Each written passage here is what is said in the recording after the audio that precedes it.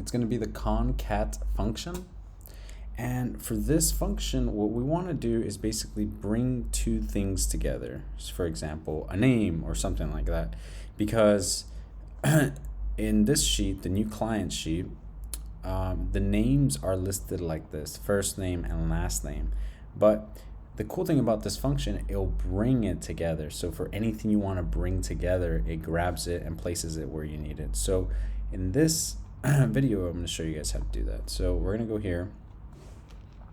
We're going to go ahead and put the starter formula basically. So we're going to put our concat,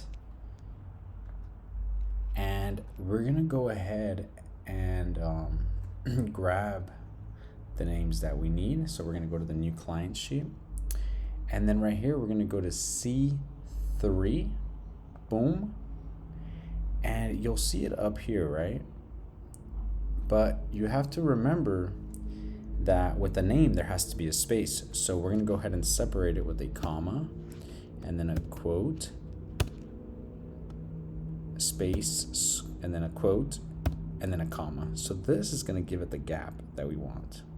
Then we're going to go ahead and put the last name now, and then boom, we're going to close it off, press enter, and it's going to give us Travis Matson, and pretty much that's what it did for us. So if you're ever working on something that where you need to pull two things together, concat function will definitely help you out. So as you guys can see, it came from a different page.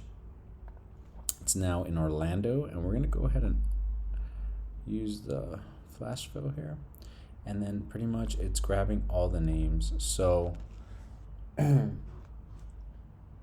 so because we're filling the range, it's basically grabbing all these names and bringing them all over here. So you can see like Donna, and then right here Donna. So yep, just like that.